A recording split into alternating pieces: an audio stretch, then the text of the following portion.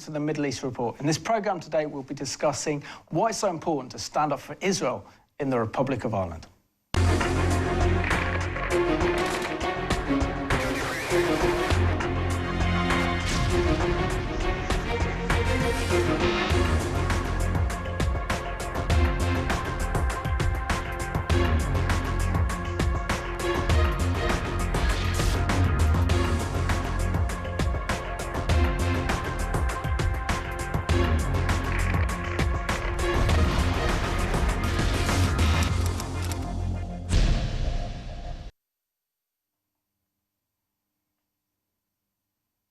Warm welcome to the programme, and my guest today is all the way over from the Republic of Ireland, Jackie Goodall, who is the Executive Director of Ireland-Israel Alliance.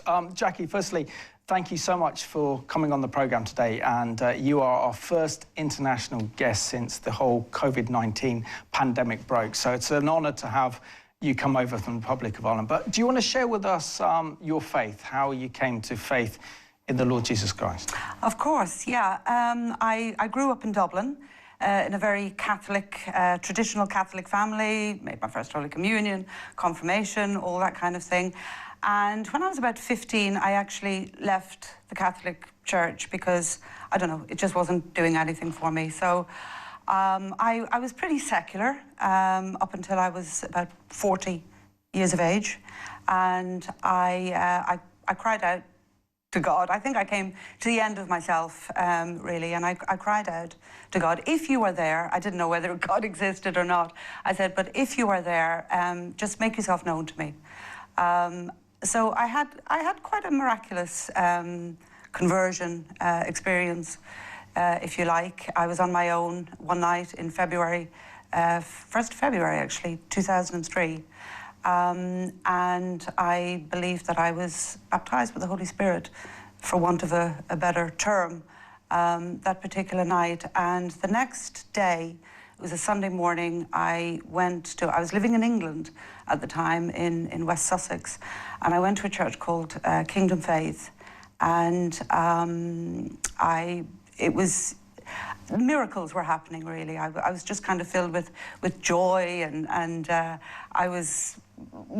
just wanted to know more of the Lord. So I went to this church, and I was there for about 6 months, and I was talking to two Christian ladies. They'd been Christians for many, many years, and they said to me, do you fancy coming to Israel with us on a holiday?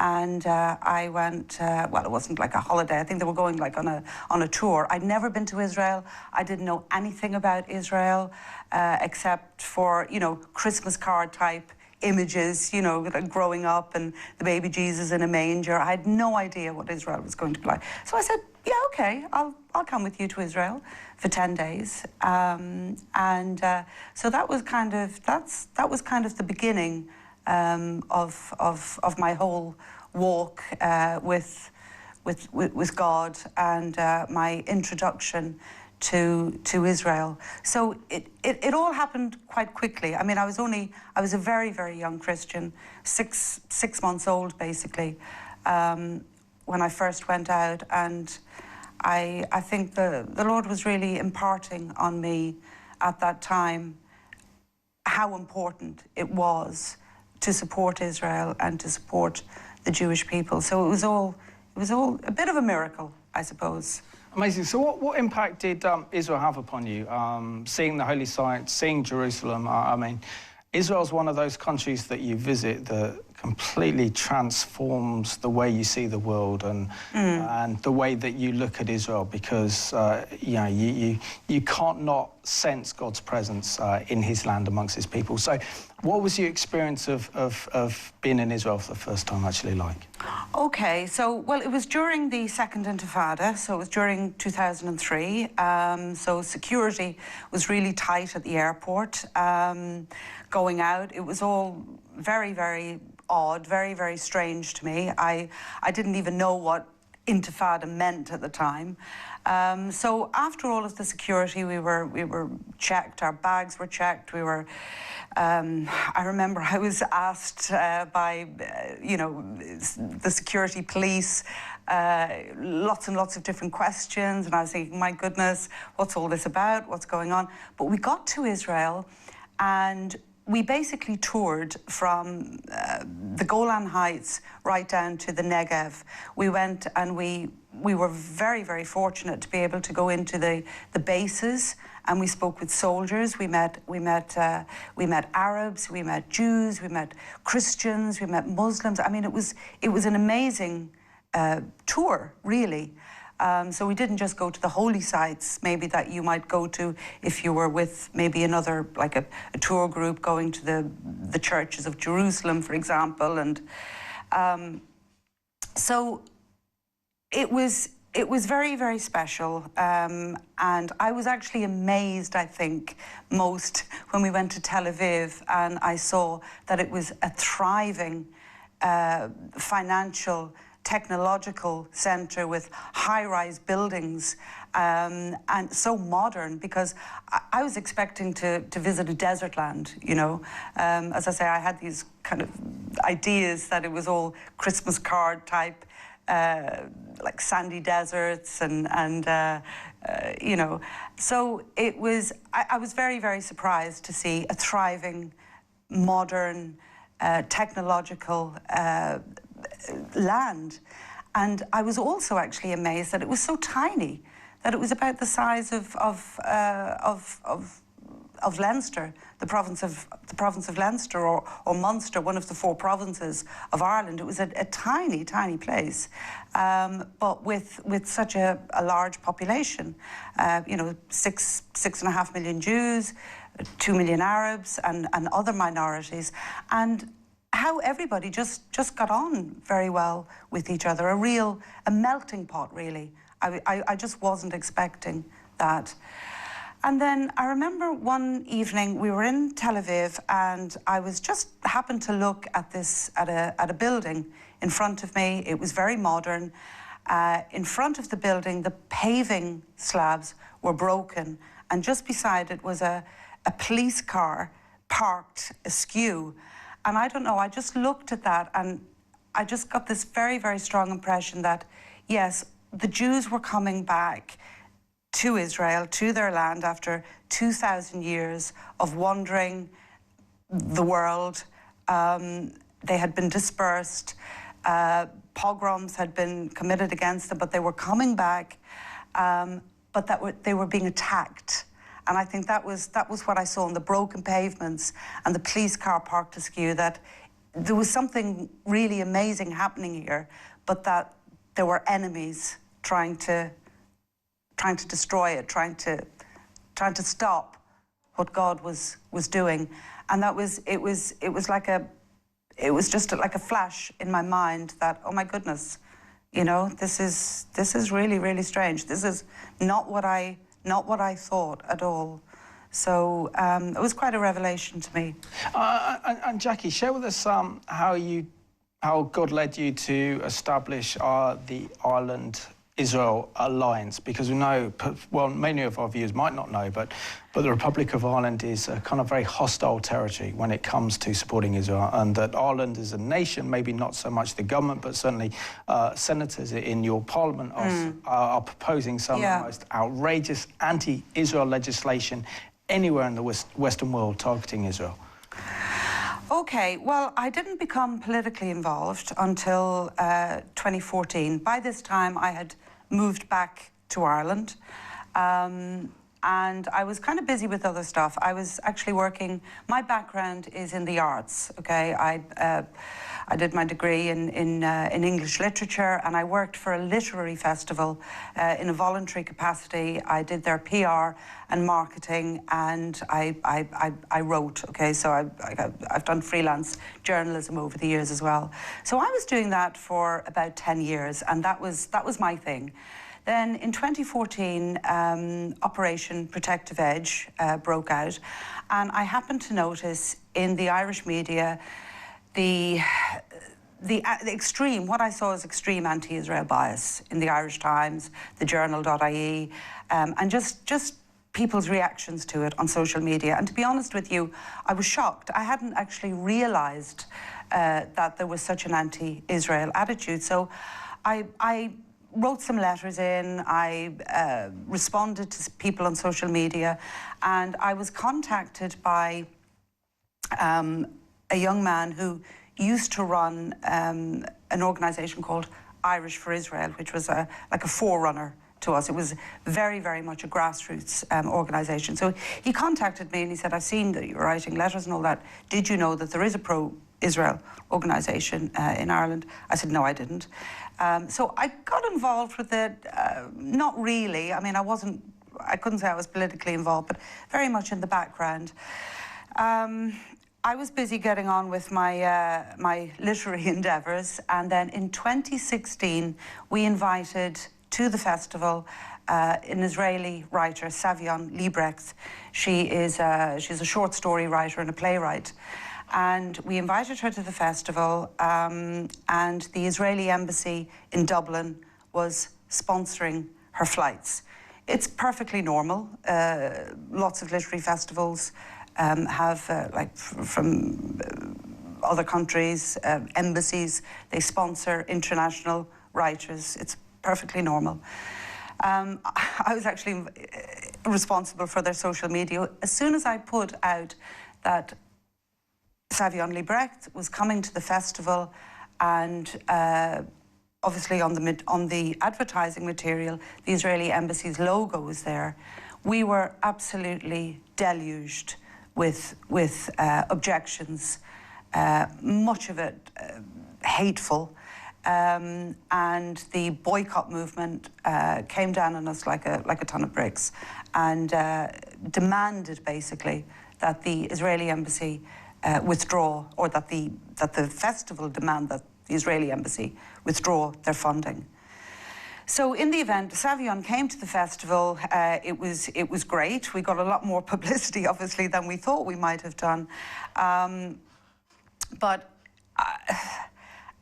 the whole thing kind of left a bit of a sour taste in my mouth, unfortunately. And I kind of fell out of love, I suppose, with what I was doing. And I left the festival. We're still very, very good friends. I've lots of very good friends there, so there's no like problems there. But I just felt that my time had come to kind of an end with the festival. And for 2017, I did absolutely nothing. I had a wonderful, I call it my fallow year, and I was inviting people over from Israel. I organised with some other people an understanding Israel from a biblical perspective at our local church, and everything was great. And then at the end of 2017, I was standing in my kitchen, just looking out into the garden, and this name popped into my head from nowhere: Ireland Israel Alliance. And I thought, oh my goodness, where did that come from? What am I going to do with that? Set up a Facebook page, maybe? I said, no, you can't set up a Facebook page called Ireland Israel Alliance and just kind of post, you know, pro-Israel articles or write blogs. So I kept it to the back of my mind. And then Passover 2018, I was in Israel. Believe it or not, I was actually in Ari Ful's car. I don't know if you know of Ari Ful. He was actually killed by a Palestinian terrorist, stabbed him in the back, a 17-year-old. This was September 2018, actually. It was only a few months later. And I got a telephone call from the person who was running Irish for Israel to say that he was basically burnt out. And he had given it 10 years. He said, Jackie, I don't want the pro-Israel activists to die in Ireland. It needs to keep going. I couldn't bear it if there was no organisation in Ireland who was standing up for Israel. Would you consider setting up a completely new organisation from scratch? He said, I'll help you, I'll give you some contacts. He said, but I want to close down Irish for Israel completely. And I was like, wow, well, I'll have to talk to my husband about it or whatever. And so I very quickly decided that it was the right thing to do. And he said to me, Jackie, the very first thing you're going to have to do is you're going to have to think of a name for the new organisation. And I said, I already know the name. It's called Ireland-Israel Alliance. So I did feel that it was meant to be, certainly for a season. And I've been running the organisation now for 2.5 years, and it's been quite a journey and quite a steep learning curve. I'm learning every day.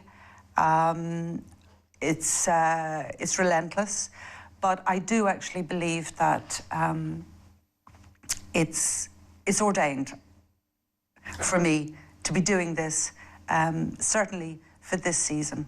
Amen. So let's have a look at Jackie now, talking about the work of Ireland-Israel Alliance. Hi everybody, it's Jackie Goodall here from the Ireland-Israel Alliance. You're probably already following us on Facebook and Twitter and Instagram, but I'm delighted to be able to let you know that we've just opened a new YouTube channel. So please join us, like us and share, and don't forget to subscribe to our channel. What we're planning to do is every month we'll bring you interesting interviews and live discussions on all Ireland-Israel related topics. I'm actually standing in Dundrum, very close to Wesley College, where Chaim Herzog, an Irishman, and also the 6th President of Israel, went to school. And this year, Ireland is celebrating Chaim Herzog's centenary. So what a great year to start up Ireland-Israel Alliance and our YouTube channel. So please come on board and tell all your friends about it, and we want to hear your comments. We want your feedback. So I'm really looking forward to welcoming you on board and to hearing what you have to say. Thanks for now. Bye. And Jackie's doing tremendous work with Ireland-Israel Alliance. So if you're watching the Republic of Ireland, please get in touch with Jackie. Please give her as much support and encouragement as you can. It is, I mean, it's hard enough, I would say, in Britain defending Israel. And yet there is a huge amount of support for Israel in this nation, including many professional Jewish organisations and other very, very good organisations. But Ireland's a completely different... it's a different ballgame in Ireland because you're dealing with a very hostile parliament towards Israel, a government that's not too friendly. You've got ideologies, those particularly linked to Sinn Féin, the IRA, that have a deep historical and political connection with the PLO and the Palestinian Authority. And also the way that the Irish see themselves as well, because they see themselves, I think this is correct to say, as an underdog, being oppressed by the British as well. And so this also plays into their narrative of why they see Israel as a colonial aggressor against the Palestinians, so it kind of fits with that narrative. Can you share with us what the remit is for your organisation? Because having a look to your website, it's incredibly professional. You put so many articles out there, so many campaigns out there as well, and you're really giving Israel a voice in the Republic of Ireland. And I'm sure this brings a lot of reassurance and comfort to the small Jewish community in Ireland. Okay, well, we are a political organisation. Okay, so our supporters come from a very wide range of backgrounds: secular, Christian, the Jewish community. I'd like to think that we have some Muslims on board as well. So we are also looking to work with organisations and individuals from all backgrounds and from across the political spectrum. So we really are a very, very wide range of people. And our remit really is to stand with Israel, support Israel against the delegitimization network that seeks to isolate the sovereign state of Israel, i.e. the boycott, divestment and sanctions movement, which has a lot of support in Ireland. So basically what we're saying is it's okay to criticise Israel, it's okay to criticise Israeli government policy. Look, we do it all the time with our own government. We're constantly criticising our government. Israelis are constantly criticising their own government. I mean, for goodness sake, they had three elections last year. So it's fine. Criticise Israel all you like. but there is a big difference between criticising Israeli government policy and some of the really, really nasty, hateful, and in many instances anti-Semitic stuff that we're seeing on social media and in the media, and unfortunately from some of our serving politicians as well. It's defining the difference, I suppose, between anti-Zionism, anti-Semitism. It's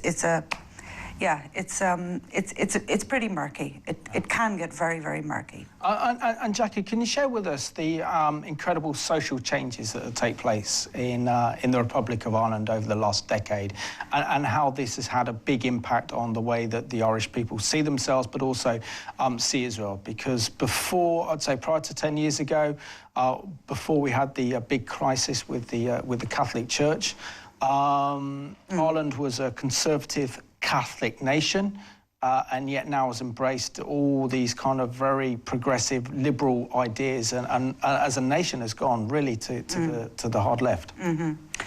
Yeah, that's very true. I mean, I moved back to Ireland in 2007, right at the very height of the boom. I actually thought I was coming back to a different Ireland, and I soon realised that we had got completely overtaken by greed. We had a little plot of land where we were going to build a house, and we had people telling us, "Oh, you could build a mini estate there. You could build 2 houses, sell one." And I was going, "Look, we've just come here to build a home." So yes, Ireland has changed an awful lot.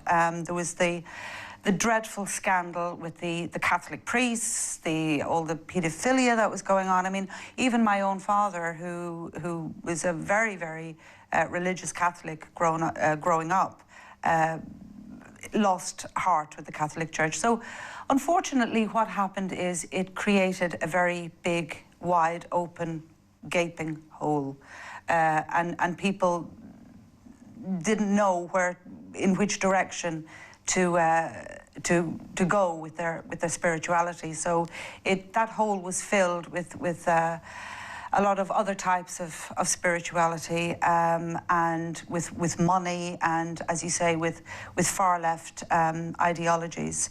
So unfortunately, I know that we had a lot of problems years ago with the Catholic Church, but there's a gap now, a gap that is not being filled, and people are lost.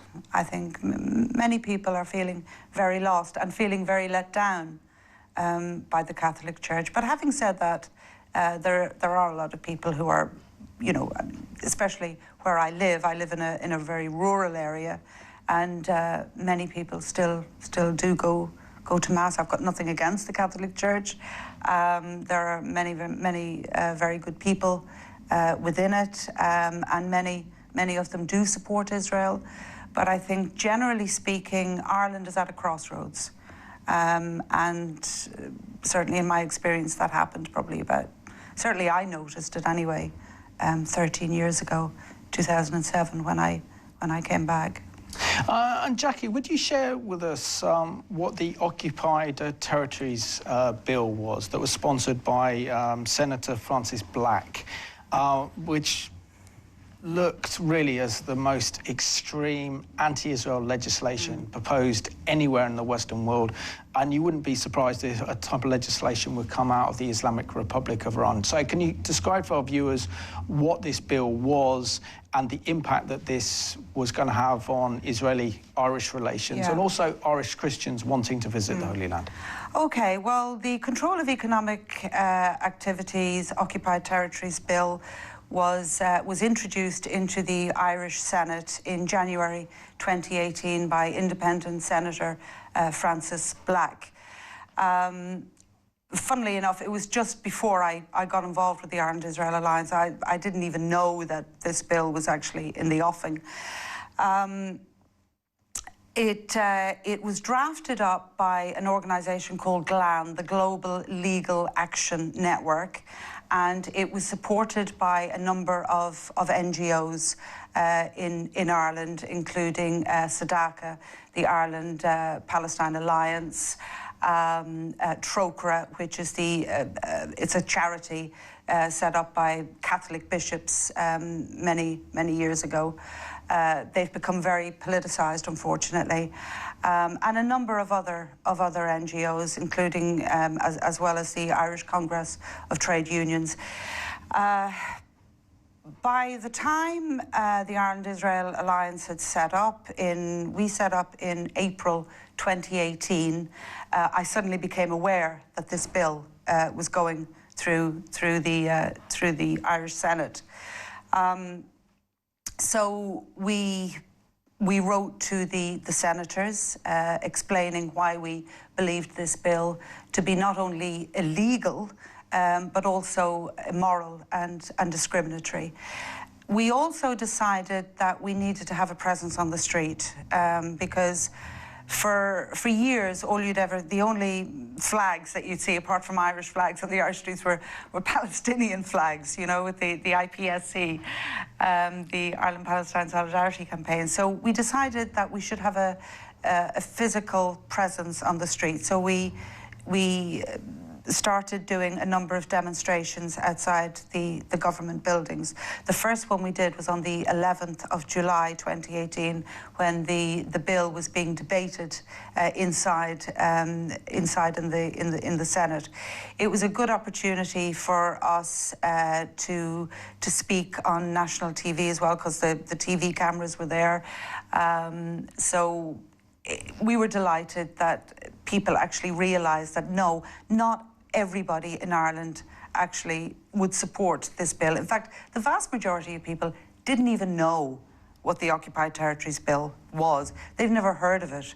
But the other side tried to put across this narrative that everybody in Ireland supports the Occupied Territories Bill, you know. So what this bill was trying to do, they were trying to criminalise trade with Israeli businesses in parts of Jerusalem and in Judea and Samaria, also known as the West Bank. So they would make it a criminal offence for Irish people to trade with these businesses, resulting in up to 5 years in prison and fines of up to €250,000. Okay. So they would be businesses and/or individuals. We also realised that the bill would have been in contravention to Article 44.2 of the Irish Constitution, which would curb the religious freedoms of Irish citizens. There were also issues with it contravening US anti-boycott laws. There are very stringent anti-boycott laws in 30 states across the US. So let's see now a couple of these excellent news reports, including one from CBN that looks at this proposed legislation from Ireland that would ban anyone visiting Jerusalem and even buying souvenirs from Jerusalem itself. So let's have a look at these two reports to see the impact that this legislation would have had on those people from Ireland visiting Israel.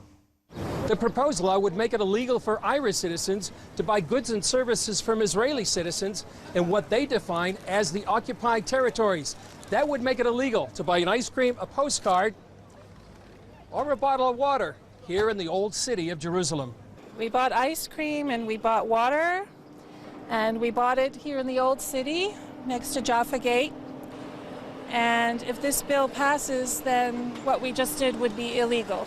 Irish citizens Karen and Norman Ivers, along with their twins, Natalie and Nathaniel, visit Israel often. Well, it's an infringement of our freedoms. I just hope that it won't hurt anybody and that it won't hurt Ireland. The bill is called the Control of Economic Activity in Occupied Territories.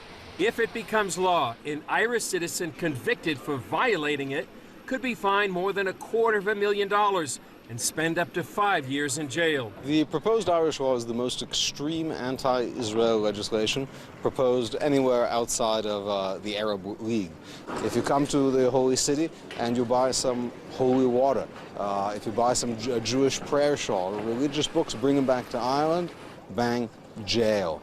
International law expert Professor Eugene Kontorovich calls the bill radical. What's shocking about this law is its clearly discriminatory nature. So they say, you know, we consider this occupied territory, we have a problem with occupied territories. But other than the fact that it's actually not occupied territory, the law does not apply to any other people or group other than Jews here in their biblical homeland. One Israeli legal organization produced this YouTube video to raise awareness. We met the nice couple, Karen and Norman, and we decided to help them and to do something about this and make the world kind of understand better of how ridiculous this whole situation is potentially. We love Israel. We're Christian Zionists, and we support the Jewish people and the Palestinian people. And we think this bill is unfair, and we wanted our voices to be heard. One of the only reasons the law has not been passed yet is because the Irish government is properly worried about the consequences it's going to have for Irish companies doing business in America and many of the large American companies like Apple that do business in Ireland. Because America has strict laws against boycotting Israel. In the meantime, the Ivors hope their next visit to Jerusalem won't land them in jail. Chris Mitchell, CBN News, Jerusalem.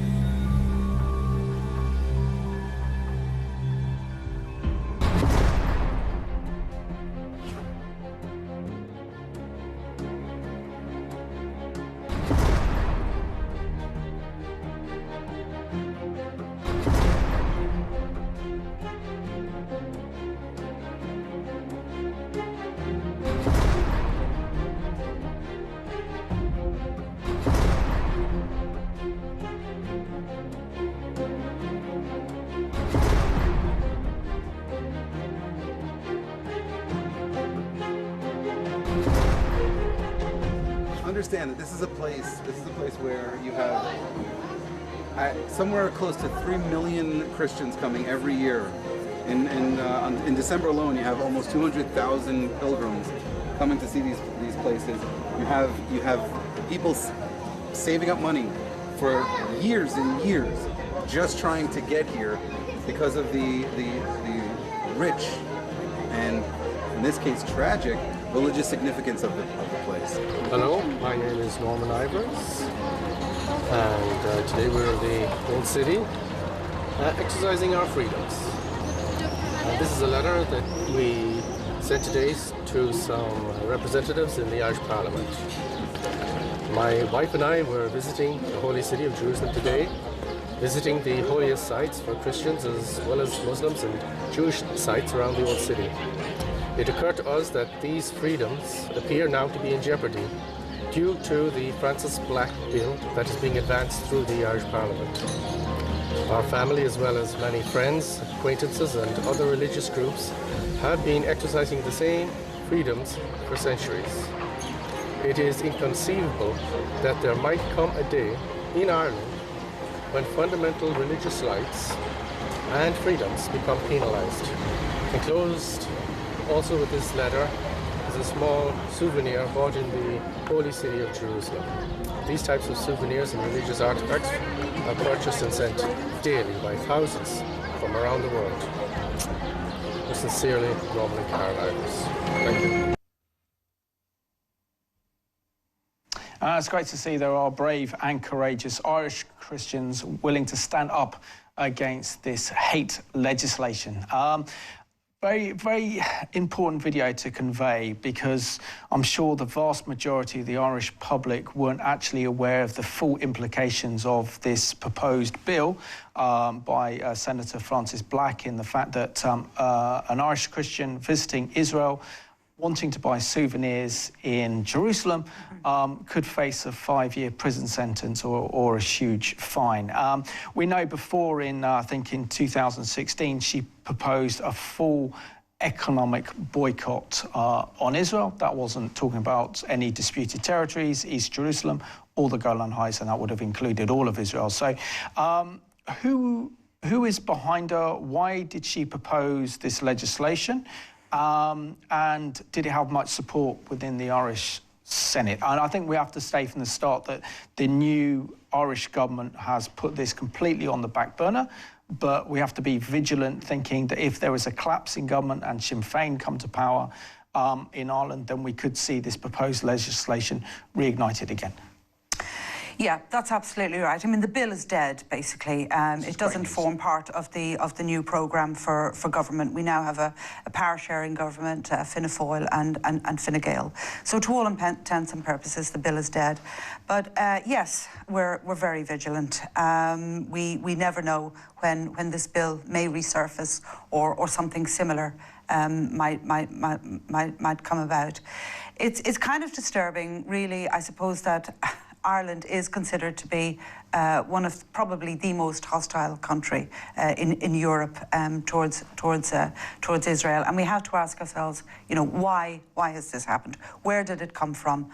I mean, the funny thing is that throughout the 20s and 30s, Irish people were very supportive of the Zionist cause, because they kind of identified with the small, you know, nation. I suppose they weren't a nation then, but the community of Jews who had been exiled across the world, forced to leave their homes, like the Irish did, with the millions of Irish who had to travel to the United States and further afield. So we very much identified with the Zionist cause.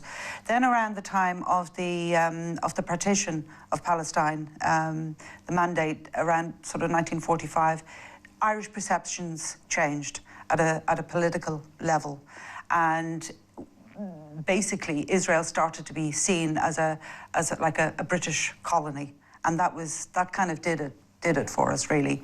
We were the last country in Europe to actually have an embassy in our country. So 1993, wasn't until 1993 that we had an Israeli embassy. We were the first country in Europe to suggest that a Palestinian state should be recognised without any preconditions whatsoever, and that was in 1980. So the Irish have always, certainly since the 1980s anyway, or before that, really, certainly probably since the 1960s, if truth be told, the Irish have always very much identified with the Palestinians, seeing them as the underdog, and seeing the Irish as the underdog. The outbreak of the Troubles at the end of the 1960s kind of didn't help matters.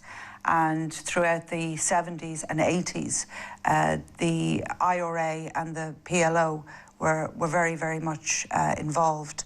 And the IRA got much of their training from the PLO. So there's always been that connection. There's always been that underlying connection with this perception of the Irish being the underdog, and it's not an accurate perception. You know, we can't compare the two stories. I really don't believe that we can, and I think more and more Irish people are waking up to the fact that it's an old paradigm, and that we really need some new thinking, because all we ever do is talk. There's no action. and the only action seems to be negative action, like boycotts. Boycotts do not bring peace.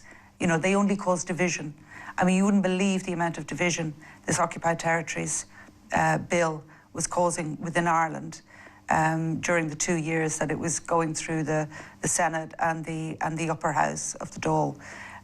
It certainly didn't bring peace. It certainly wouldn't have brought peace, and it would have only been detrimental. I mean, apart from being detrimental to peace negotiations, it would have been detrimental to Palestinian livelihoods. Tens of thousands of them are dependent for their livelihoods on these companies that operate, you know, within Jerusalem and in Judea and Samaria, places like the Barkan Industrial Estate, which we visited actually. We took a delegation out to Israel last September, and we visited these places, and we spoke to the Palestinians, and they told us that boycotts are not helpful to Palestinians.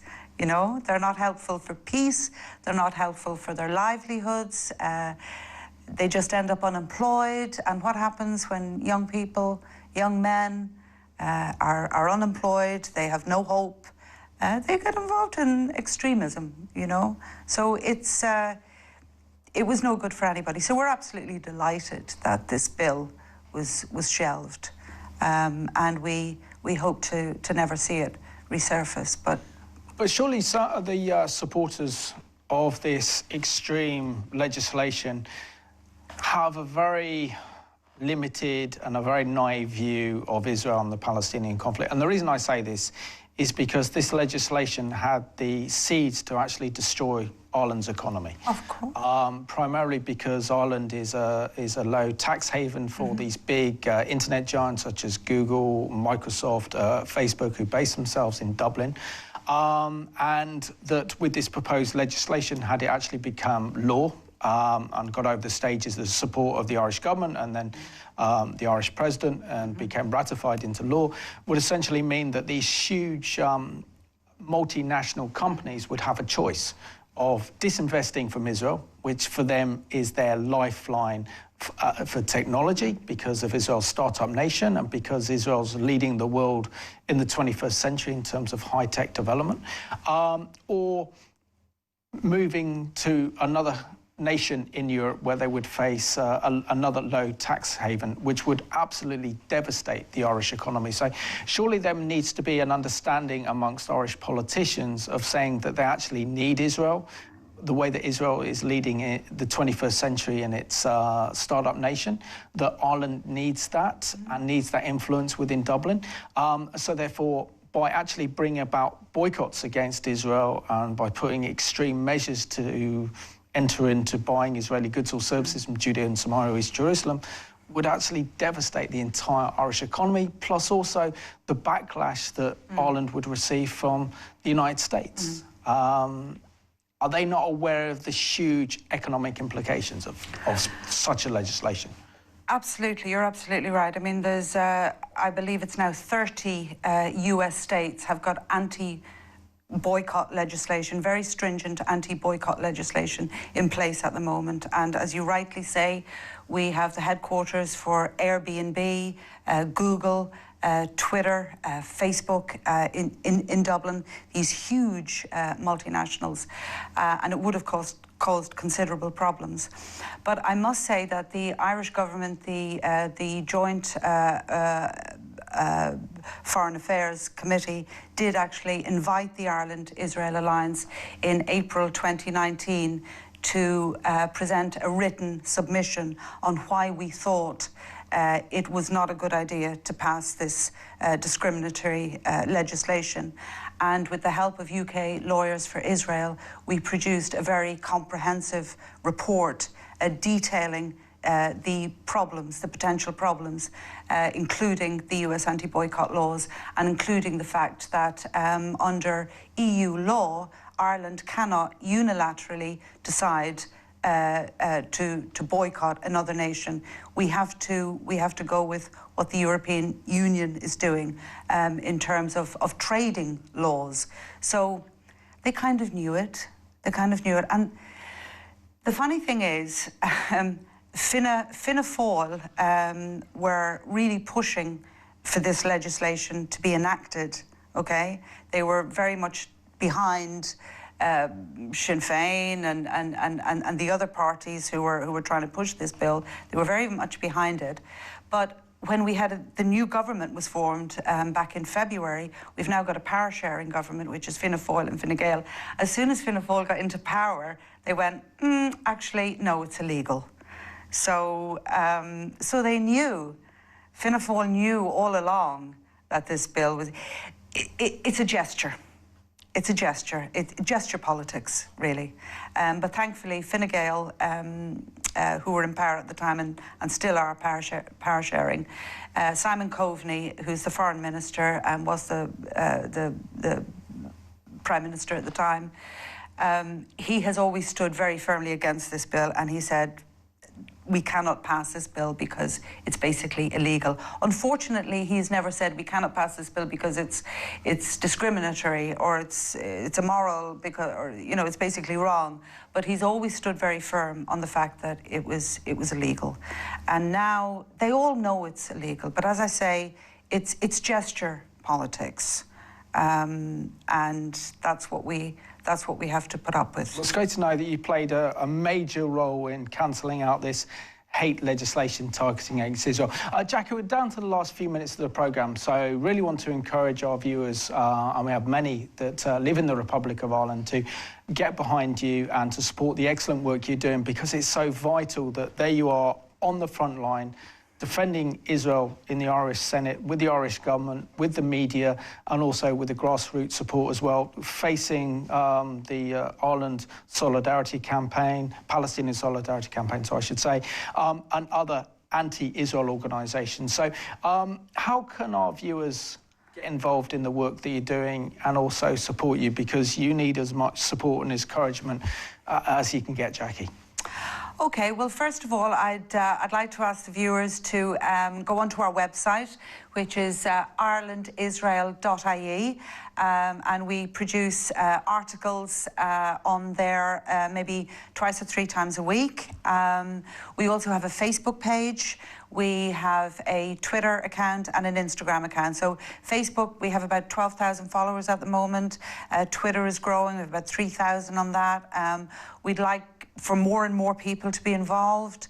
So you can sign up through the website to become a member, and members will get a weekly or maybe fortnightly update on what we're doing and what the campaigns are. So yeah, there's lots of ways to get involved, but I think the most important thing to do is go onto the website and sign up to get our newsletter, and better still, to become a member. Absolutely, because I know that some people in Ireland feel very isolated, so the fact that they know the work you're doing, know your heart and your passion for Israel and the Jewish people, has got to encourage them, surely. Yeah. No, very much so. Last year we were really busy. We had lots of speakers coming over, and we brought a delegation over to Israel. This year, obviously, because of COVID, we haven't been able to get out and about so much. We're not quite so visible on the streets anymore. Like we were planning to have regular kind of Israel Action Days, for example. But we hope to get all that up and running again. But yeah, we're there. There is a very, we have a good, strong support. Not everybody likes to raise their head above the parapet, but that's fine. But yeah, please get involved. We'd love to hear from you. Jackie, I just want to thank you so much for being my guest on the Middle East Report today, for coming all the way from the Republic of Ireland. You have our support, and thank you for the incredible work that you're doing for Israel and the Jewish people in the Republic. And I just want to thank you for watching today's programme. It just shows you that it doesn't matter where you are, as long as you raise your voice, you get involved, you defend Israel and the Jewish people, you will be blessed. But we also pray that the Republic of Ireland will be blessed if they take seriously what it says in Genesis chapter 12, 1-3, that I will bless those who bless you and I will curse those who curse you. So I want to thank you for watching today's Middle East Report.